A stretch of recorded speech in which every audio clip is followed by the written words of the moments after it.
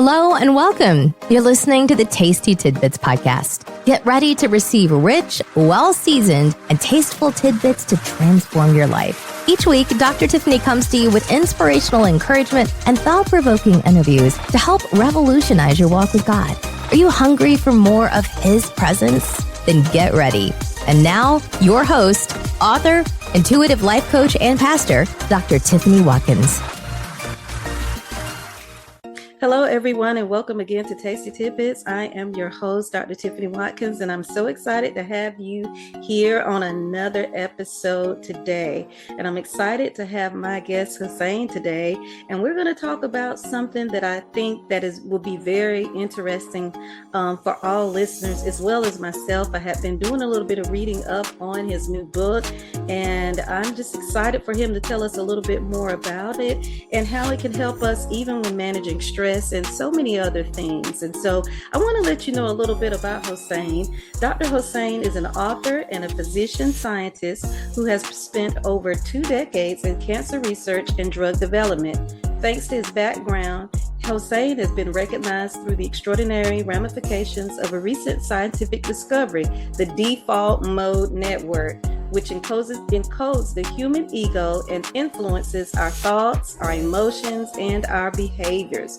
Recognizing the profound impact of his breakthrough on self-understanding, both from a clinical and personal experience, he wrote Breakthrough, Master Your Default Mode and Thrive to help readers master the DMN and live happier and more fulfilling lives. An avid reader and a student of science, philosophy, and religion, Hosein draws on a depth of understanding from medical science, neuroscience, Buddhism, Judeo-Christian teachings, and ancient philosophy.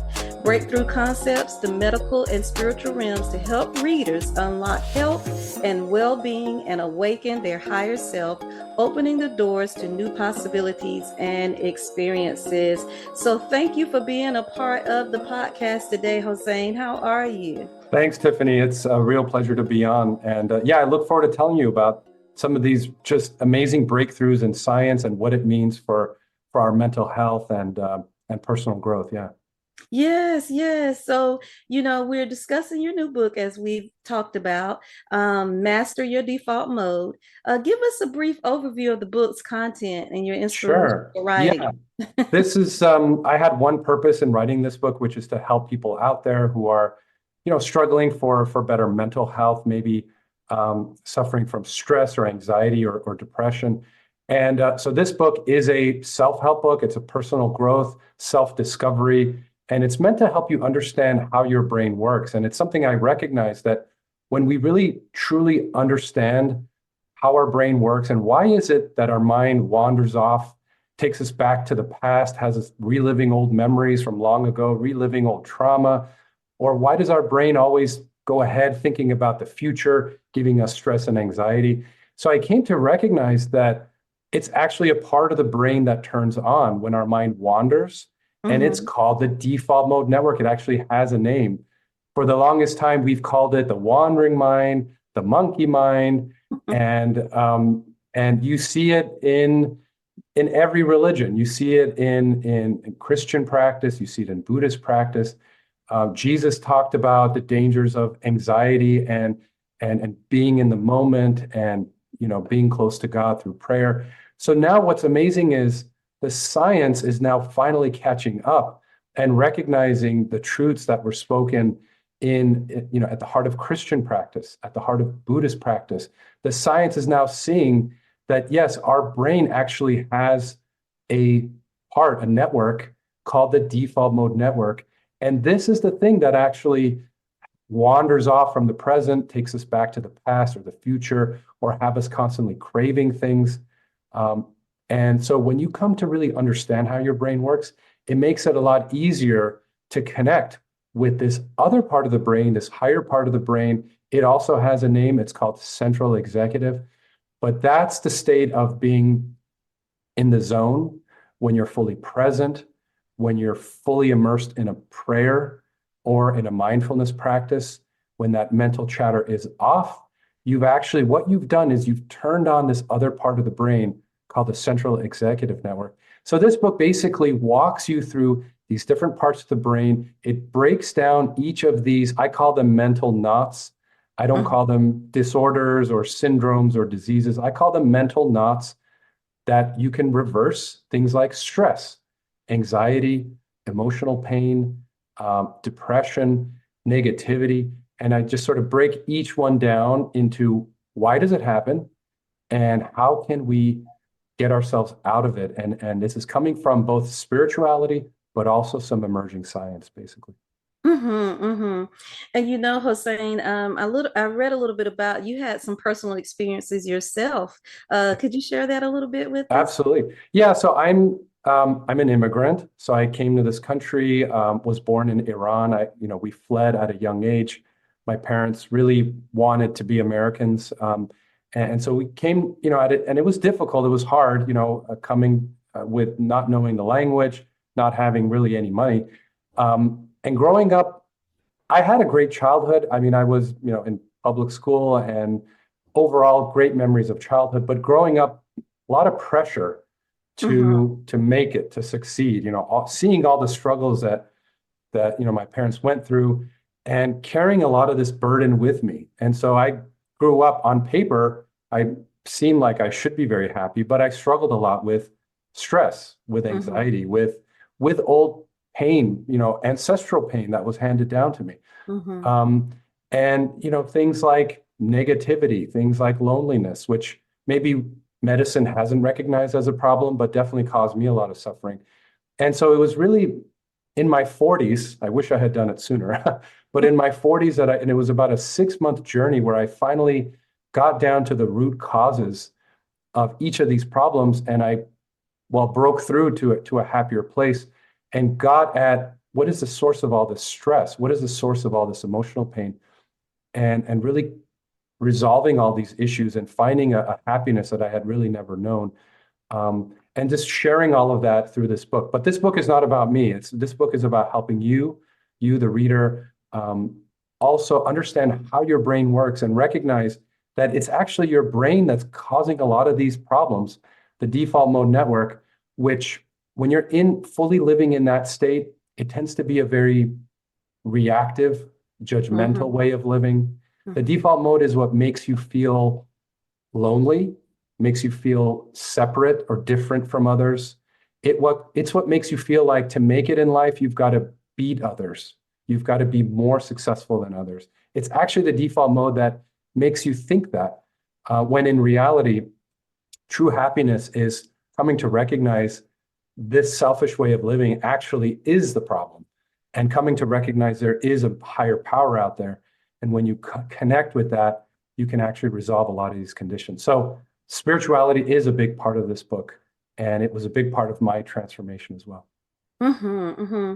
And I was going to elaborate and ask you a little bit more about that because in your book you had described, about the DMN as having a restricted awareness and judgmental tendencies. What keeps us in that state, that DMN state, where we're constantly having judgmental tendencies? And often we say judgmental against others, but often on ourselves, we have a lot of Absolutely. judgmental tendencies. Absolutely. So the default mode, what the default mode is trying to do, it's trying to do is to help you be successful the way it thinks you should be successful, which is by focusing on me, I. So it sees the world in terms of me and I. So anything that kind of supports me or I, it's good. Anything that goes against me or I, it's bad. That's the way it sees the world. So yeah, it tends to be very reactive, judgmental around me or I, because it's trying to help you succeed. But what it's doing in the process is it's keeping you maybe lonely or having you be more negative, or judgmental, because that's the way of life that it knows. What it tries to do, it tries to look ahead to the future and it tries to look back into the past and try to control how life should unfold. Well, the thing is, life is unpredictable. and Mm-hmm. but the default mode wants you to believe that life must happen this way. And when you first of all learn about your default mode and learn to let go and release that strangled hold it has on you, and come to recognize that actually there's more to life than me and I, And there's a much, much, much higher power out there. And when you disconnect from me or I, and you connect to that higher power, and you recognize all of life, not just humans, all plants and animals, we're all interrelated, we're all interconnected, and you learn to look at life in that way, it's a much happier place. Mhm. And and I think that is the heart of spiritual practice, is relying on that higher power to lead you, to give you the insights, and rather than me or I, and this is what I want in this moment, which actually is a really unhappy way of living if you think about it. And while you were talking, I was just thinking about that, and I was thinking, you know, for in the Christianity, when we pray, we go to the point of where we're taking our focus off of me, as you said earlier, and we're putting our focus on that higher power, on God, and we're trusting Him to work out every situation. We're listening to hear and those types of things, and we're no longer aware of what has been called the default mode network. We're not in that state at that particular time. Yeah, And it's just exactly. like you go from that state of, just worry, because worry is, I believe, is one of those big, like you said, that comes with anxiety, that worry keeps us in that default mode network. Yeah. And something, and I don't know if you've heard of this before, Hosein, but in different types of in Christianity, some people call it demonic. Some things are demonic, and any religion, certain things that they say that are demonic. But I believe that there are also some things that are scientific, that biological, some things that can be changed. And I believe that's what you have done in this particular book, to show that everything is not demonic, but there is a root cause and it can be changed. Absolutely. You nailed it. Wow. Very beautifully said. No, and it's funny, I was talking to somebody about Gen Z, Generation Z, the young generation that's growing up on TikTok, on social media. And, this person was saying how there's just this unhappiness in this young generation. And what's the cause of that? And it struck me that the belief system among the young generation, and I think our generation was probably the same, but the belief system is around me and I, and and how do I be happy, and why am I not happy? And this belief system around me and I, versus what you had just said, the Christian belief system, which revolves around a higher power, not me or I, but a higher power. And it just struck me that, and I asked this person, well, what if you were to embrace a higher power? Could it be this selfishness is the cause of the unhappiness? And there was some moments of silence, but I think that is the root issue, is in the media and among the younger generation, the belief system is around me or I, what's best for me or I. And I think that's why we see so much unhappiness and stress in the world. So what's amazing is the science is now saying this. Mhm. I am reading clinical studies showing the health benefits of compassion, the health benefits of forgiveness, basically all of the teachings of Christ. I mean, Mhm. right? The health benefits of granting mercy, the health benefits of mindfulness and prayer and spirituality. I mean, there was a study, it's called a meta-analysis. It looks at like thousands of other papers to draw a big conclusion. And this study looked at 8,000 papers and came to the conclusion that spirituality improves health outcomes. And it actually recommended that every patient, as part of the medical team, there should be somebody on the team who can do spiritual care. That was a Mhm. recommendation. I mean, we weren't taught this in medical school Right. 20 years ago. There was no mention of spirituality. So Mhm. I think the whole field is changing, and there are studies that are now showing this. And it's just amazing to see this all come together, basically. And do you also believe that addictions are um, a part of that default mode network, and why individuals stay in that particular state in the Yeah. default mode? So I call these mental knots, right? And Mhm. addiction is number three. So number one is stress. Number two is emotional pain. Number three is addiction, a very big topic. So addiction, there's more than just addiction to drugs and alcohol. There's addiction to your phone, to money, to status, to title. there's addiction to all kinds of things, but all addictions are the same. What happens is there are parts of the brain that take over control of the brain. One of them, the major one, is actually called the nucleus accumbens. It's what releases dopamine, like the happy hormone. And when you open the fridge and you see a slice of cake, the nucleus accumbens turns on. There's dopamine firing. It's like, I want that cake right now. It's Yeah. dopamine. But what happens in addiction is that nucleus accumbens takes over your rational thinking. There's also the default mode, which also takes over. And the two basically hijack the brain. So it works like this. Default mode is turning on. I'm now back in the past, memories of childhood, things my dad said to me 30 years ago, old painful memories or worries. And as soon as those come, we turn to the nucleus accumbens. And the way we cope, the way we self-medicate is by pursuing pleasure. And so that cycle, it's this horribly vicious cycle, takes over. And with people who are addicted, you can tell them, hey, just snap out of it. What's wrong with you? But they can't. They're not in control.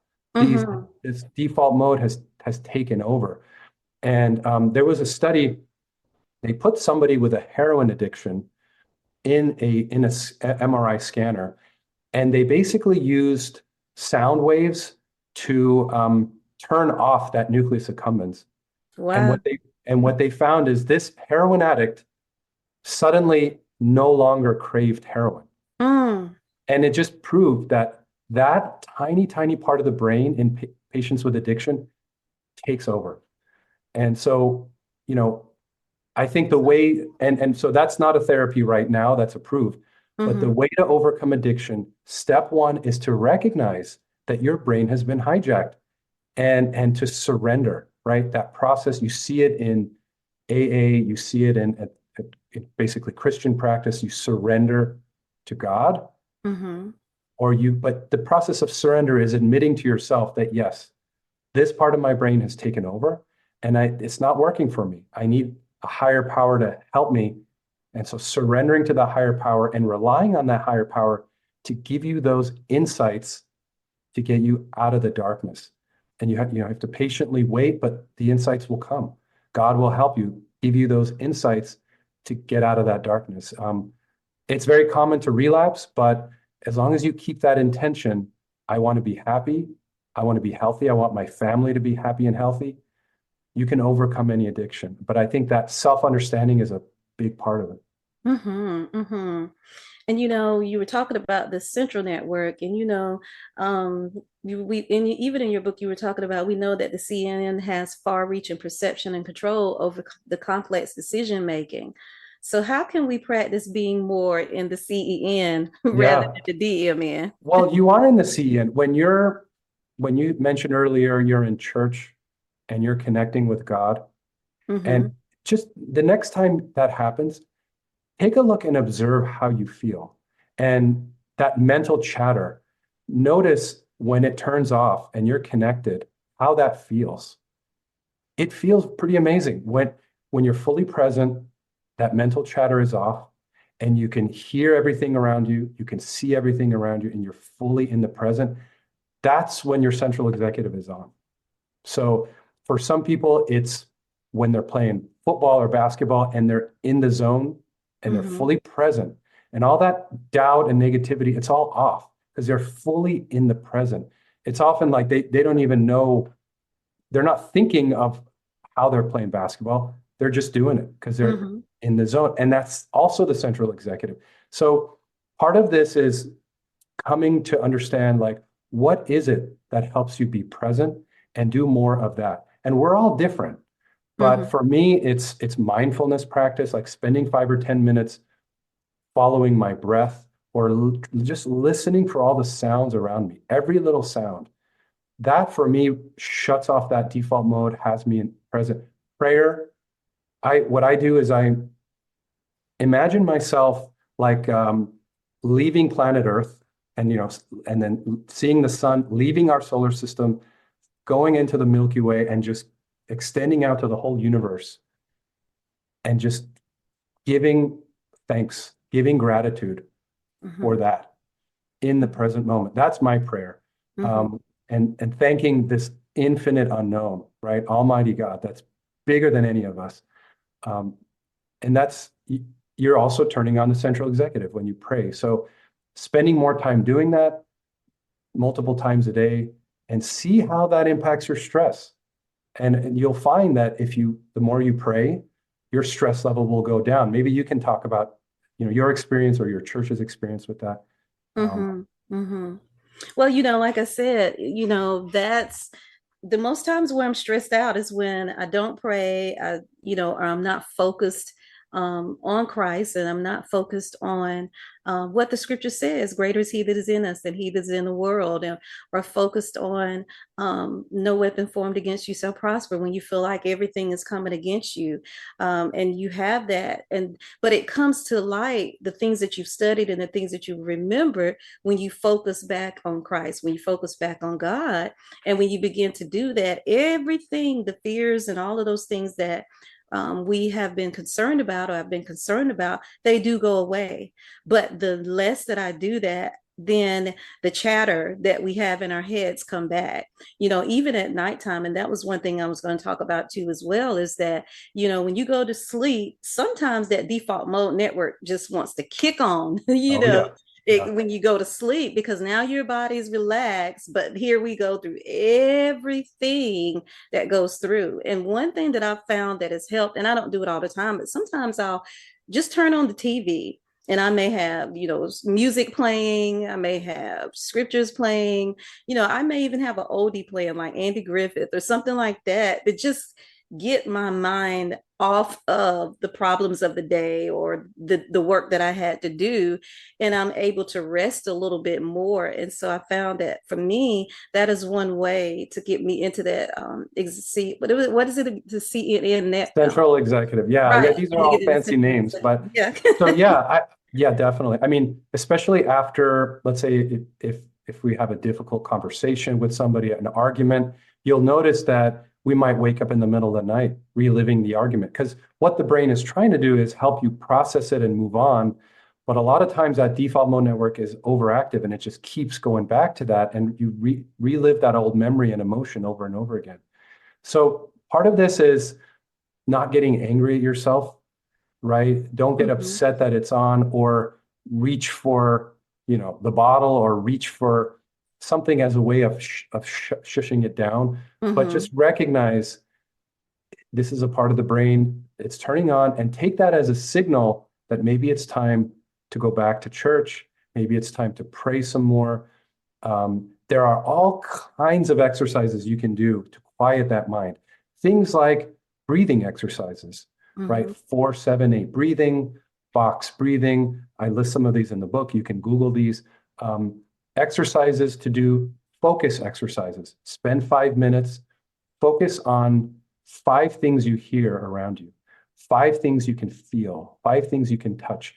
That shuts off the default mode. So there's all kinds of practices, different types of therapies, CBT, cognitive behavioral therapy, and yeah, different kinds of mindfulness practice, concentration meditation, insight meditation. There are all kinds of tools. So this book, I just wanted to put all of this in one place, because I was looking for a book like this a few years ago. I couldn't find it, and I was like, I'm just going to have to write it. Mhm. I just Uh-huh. wanted to put all the tools in one place for folks who are needing help to quickly get the help. Yeah. Mhm. Mhm. And just give the listeners maybe what you call a couple of knots. Give them maybe two more knots that Sure. could be barriers that trigger the DMN. One of them, loneliness.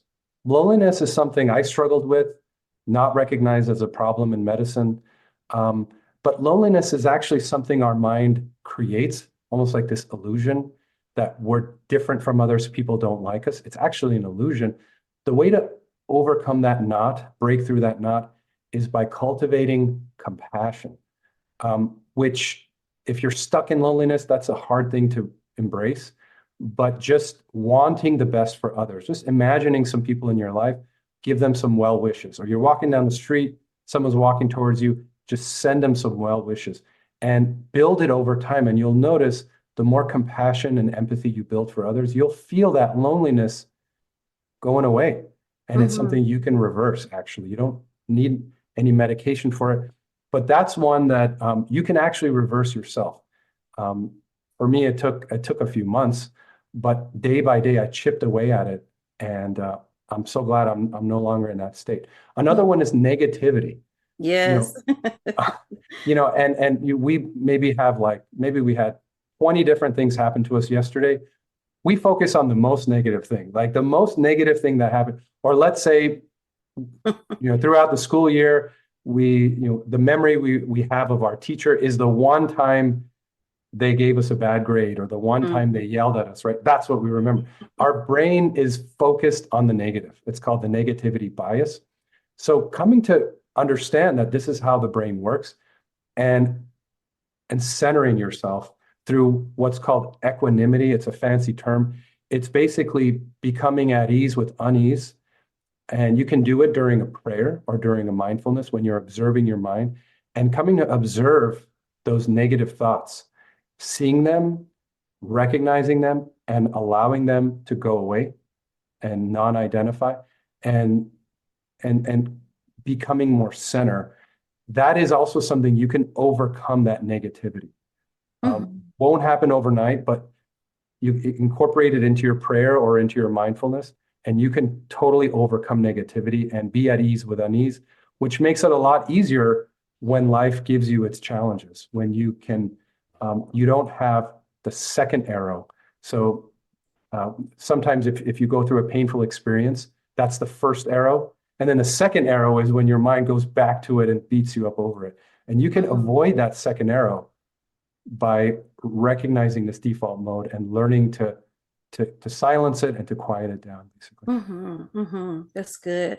And one more thing I want to ask you before we go, Hosein, and that is, when you were writing your book, what do you believe was the most impactful for you that you got out of it once you finished your scientific work and everything? What do you think was the most impactful? I know the whole book is impactful, but if one thing that would really sticks out with you. For me, that 6-month personal experience, I was trying to write it down, honestly, for my kids. That's the main reason I wrote it. For them, so that when they grew up, they wouldn't have these painful knots for 40 years until they finally broke through it all. And I just wanted them to have this, and for others out there who are struggling to have it out there. I think I'm most proud of it being holistic in the sense that there are passages from scripture in here. There are, lessons from Buddhist practice. There are clinical studies, scientific papers in here, and medicine. And I just try to bring it all together in a way that's very simple to read, not technical, not complex, that brings together all of these different ideas into one place with the goal of really helping others. Because I found when you help somebody, that is the happiest you can be. And I can tell you, I've had the accomplishments and the awards and blah, blah, blah, nowhere near the happiness of really helping somebody. When you were saying that, I just thought about the many times that I was fortunate enough to be able to help people in different situations. And the dopamine that you get where you would be in the default mode network with the addictions, it's even far greater of an experience just to be able to give, and that release that you get from giving. Jesus, he was a giver, Absolutely. and to be able to give and do, it just releases something within you chemically, I believe, that just is phenomenal. Absolutely. You nailed it. Yes. Well, thank you so much for sharing the book. And listeners, you need to go and check out his book today. We're going to have his information in the show notes. But before we go, would you let the listeners know how they can get in contact with you? Sure. Yeah, the website is yourdefaultmode.com, and you can start reading it for free on the website. The book's on Amazon, and all my social media handles are on the bottom of that page. So if you need to reach me for any reason, yeah.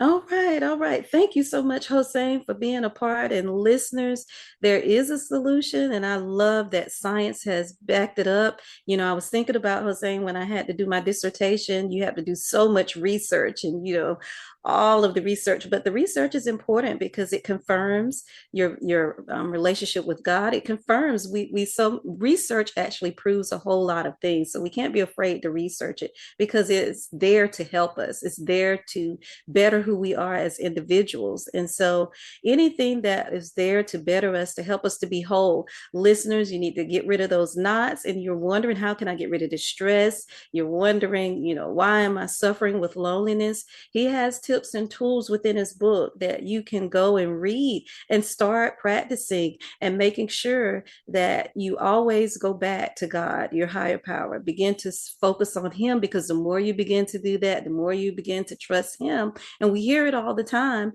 But the more we do that, the less stress we have. But we have to conscientiously do it on a daily basis and put ourselves in that mode. And once you continue to do it, it will become second nature. Do you believe that, Hosein? Absolutely.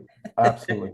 Yeah. So thank you, listeners, for being a part today. And we look forward to having you back on another episode. And until next time, God bless. Thank you for listening to Tasty Tidbits. If you're enjoying the show, feel free to subscribe, rate, and share with your friends. To learn more about Dr. Tiffany, check her out on Linktree at dr.tiffanywatkins or visit her website, iridescencebytiffany.com. Until next time, stay blessed.